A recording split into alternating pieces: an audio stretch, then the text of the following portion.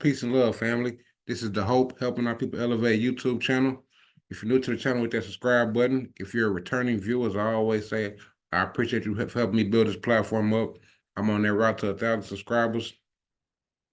If you're a returning viewer and you have not subscribed yet, what you waiting on? Hit that subscribe button. Today we're going to discuss the Indian Removal Act and how the Loachapoka Creeks became the Muskogee Creek Indians. This was a history that wasn't discussed in schools or ever. I'm from Tulsa. My family is Creek on my father's side, but I never heard about the Loachapoka Creeks. And I have my Creek citizenship card. But without holding y'all, we're going to jump straight into it. Peace and love, family. On behalf of Akuno Sankofa Bay, you know what I'm saying? Jay, where you at? We're trying to help our people elevate. Hope. H-O-P-E. We're giving them hope. We doing what we gotta do, you know? Every day, one step at a time, man. We gonna make it happen. Helping our people elevate. Sometimes I practice focus, thought, and meditate. I'm trying to come with other ways to help our people elevate. And seeking knowledge make me levitate. The lifted mental state is what results from how we orchestrate. This for the family's sake. Let's self-reflect and self-evaluate. And every day make sure the steps you take, you calculate. Receive a master's fate. I know I can't exist without the hate, but that's okay. I balance that with higher self today. Success is on this way, and after that my flesh can pass away.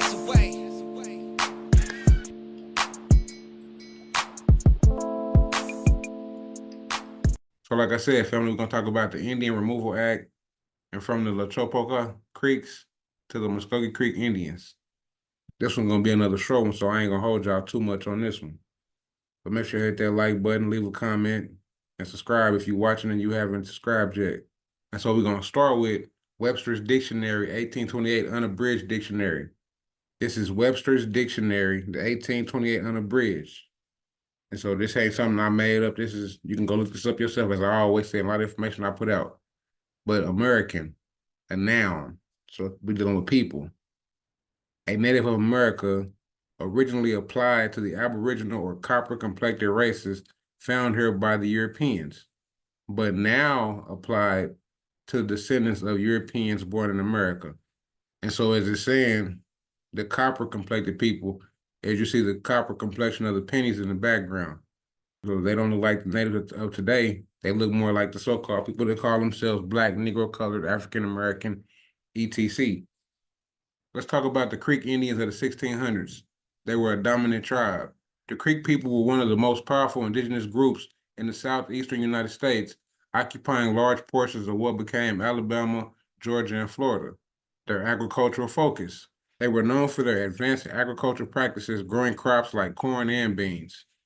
They had trading networks.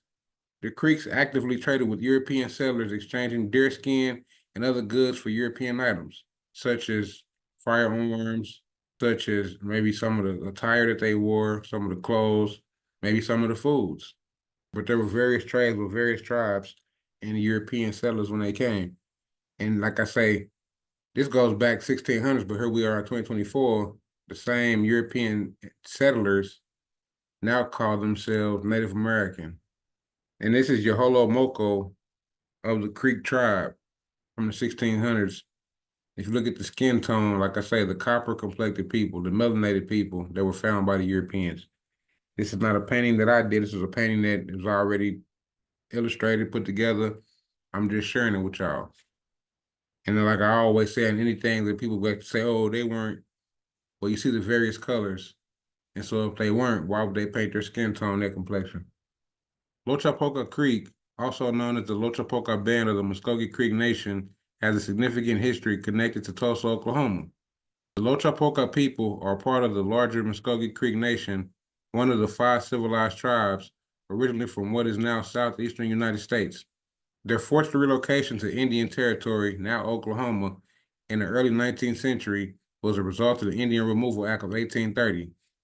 And I did a video on the Boomer Sooners, and I talk about that, the Indian Removal Act, and how they stole the land, the Boomers and Sooners, how the origin of Boomer Sooners, for all the OU fans that are from Oklahoma, that dealt with the stripping of natives or the indigenous people of their land.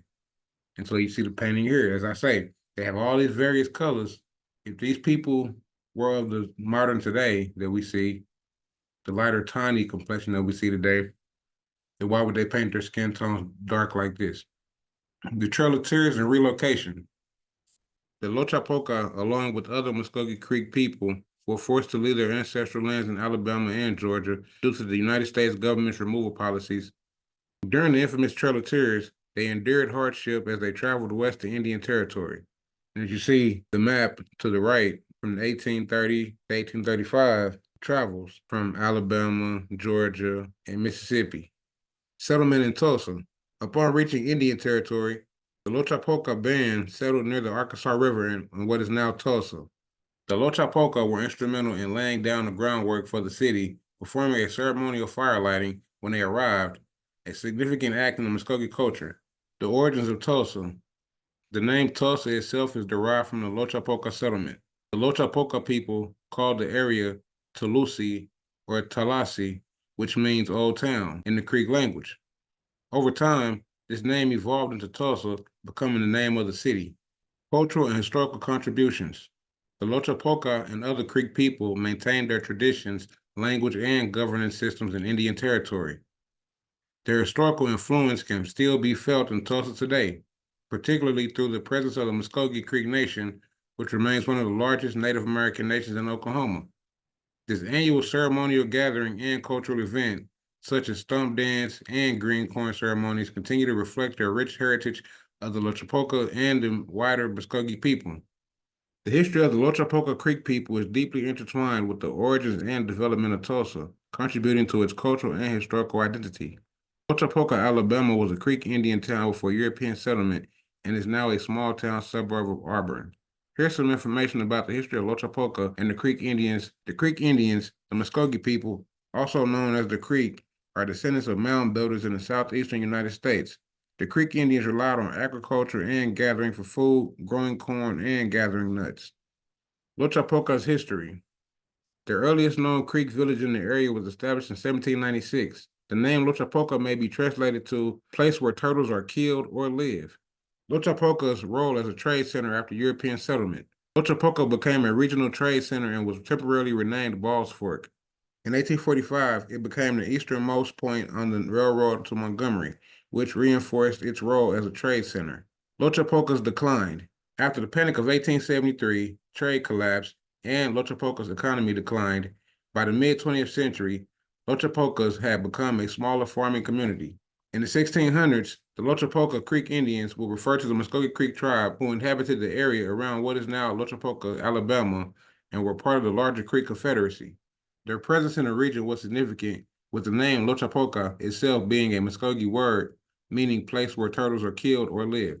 The Loachapoka Creek Indians became part of the Muskogee Creek Nation as a result of the general historical process of the consolidation of different Creek bands and town into a unified identity under the Creek people. The Muskogee Creek were a confederation of several southeastern Native American tribes, including the Loachapoka and others, who had lived in what is now Alabama, Georgia, and parts of Florida. The Loachapoka were originally a part of the Creek Confederacy, a loose organization of town and tribes. As European settlements expanded in the Southeast and colonial government began to recognize Native American groups as a single nation for treaty purposes, smaller groups like the Loachapoka were identified under the larger Muskogee Creek identity.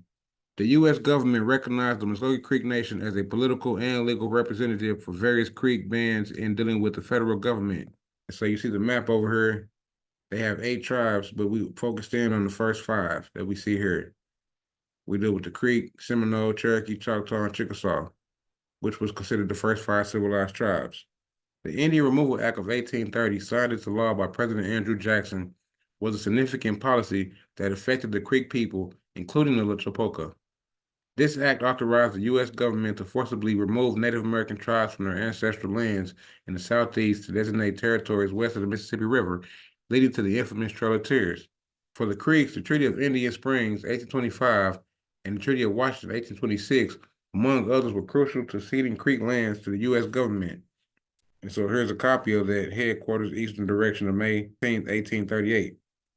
If you want to pause, zoom in, you can pause, get into that, but that was too small for me to read. So just showing you the documentation from when all this was established. These treaties, though often signed under duress and manipulated by the federal government, led to the eventual forced relocation of Creek groups, including the Loachapoka, to what is now Oklahoma. These treaties were part of the broader legal framework that consolidated Creek identity under Muskogee leadership for purposes of dealing with the U.S. government. Thus, through the federal treaties and the Indian Removal Act, smaller groups like the Loachapoka became identified as part of the larger Muskogee Creek Nation. The federal treaties and the Indian Removal Act of 1830 profoundly impacted Native American communities and reshaped the United States in several ways, primarily through the forced displacement of indigenous people and the erosion of their land rights. 1. Federal treaties. The U.S. government signed hundreds of treaties with Native American tribes, often under pressure or deception to acquire land for American expansion. Many of these treaties promised protection, land reservation, or compensation in return for vast tracts of native land, but these promises were frequently broken or inadequately fulfilled. Loss of land and sovereignty. The treaties often resulted in loss of millions of acres of ancestral land. Many tribes were forced onto smaller, less fertile reservations, stripping them of traditional hunting, farming, and living spaces. Broken promises. The government often failed to honor the terms of these treaties, leading to widespread poverty, loss of resources, and a breakdown of tribal governance and sovereignty. Legal proceedings. Federal treaties with tribes laid the groundwork for a legal framework recognizing tribal sovereignty. However, over time, court ruling and policy shifts eroded these protections, particularly in the late 19th century. 2. The Indian Removal Act of 1830. Signed into law by President Andrew Jackson, the Indian Removal Act authorized the forced relocation of Native American tribes living east of the Mississippi River to land in the West, particularly in present-day Oklahoma. This act led to one of the most infamous tragic episodes of U.S. history, the Trail of Tears. We talk about forced relocation. Tens of thousands of Native Americans, including the Cherokee, Creek, Choctaw, Chickasaw, and Seminole, were forcibly removed from their homelands. The forced marches resulted in thousands of deaths due to starvation, disease, and exhaustion. And this is an old painting. Like I said earlier, they had these colors. Why would they paint themselves these complexions? Or why would the artists paint them these complexions? As you can see at the bottom, it says in the air, right down here. You see it says in the air, whatever. I'm assuming that's French. So we know that Spain, France, Great Britain all had ties in invading in the United States, or what we call United States today. But we know Spain, Great Britain, and France all had something to do with the wiping or the slaughtering or the rewriting of our story. Cultural displacement. Removal devastated tribal communities by severing them from their ancestral lands, which was central to their culture, spiritual practices, and way of life. This relocation often fractured tribal identities and led to the disintegration of traditional social structures. The expansion of U.S. territory. For the U.S., the Indian Removal Act facilitated the expansion of agricultural and settlement opportunities for European settlers, particularly in the fertile lands of the southeast U.S. Long-term effects on Native Americans' economic and social hardship. And again, you see the painting. I didn't paint this. I'm just sharing it. The relocation and broken treaties resulted in widespread poverty, long-term economic hardship for Native American tribes. Many tribes struggled to adapt to new, often barren lands. A loss of cultural identity, so-called Black people, Negroes, colored, African. We're the only people that's had all these different labels since dealing with Europeans on this soil. So why is that? Why are we the only people that's had so many different identities? So again, loss of cultural identity.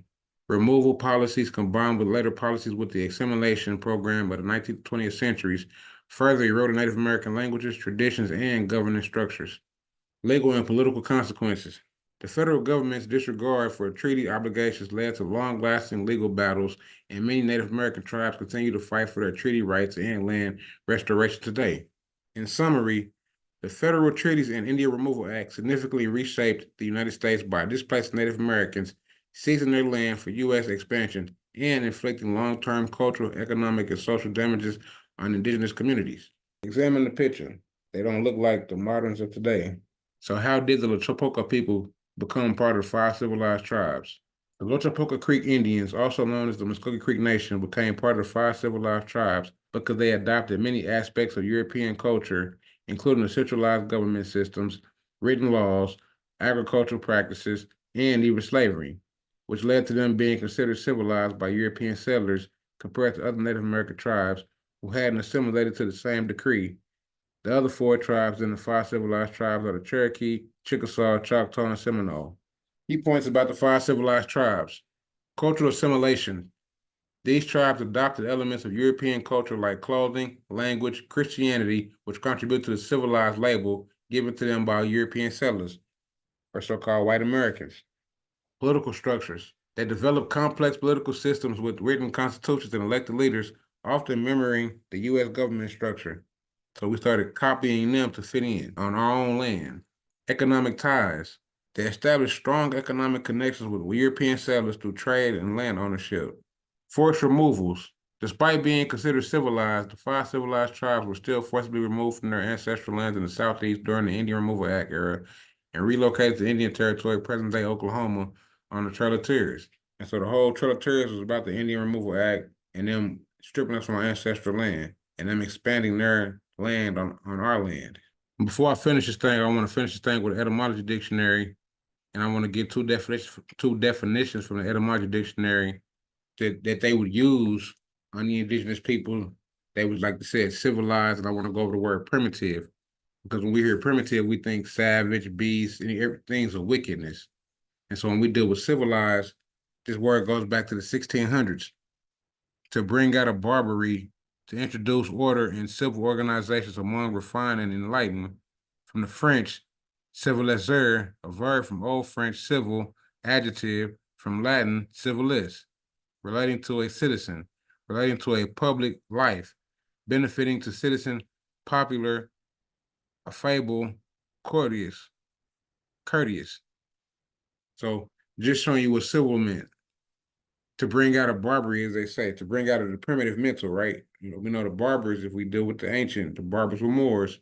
So we have no, like I said, the manipulation of reality is the manipulation of words. Those who control the language control those who must use it. And so we go into primitive, and this is etymology dictionary. This ain't my words. I didn't make this. Etymology deals with the origin of words. And so primitive, late 14th century, of an original, causing or a thing from which something is derived, not from secondary. From Old French, very first, original, and directly from Latin, primitivus, first or earliest of its kind. So when they say we were primitive, they were saying we were the first of the first people there. Yeah, we were primitive. We were the first. On that note, family, I appreciate y'all checking the platform out. I appreciate y'all support.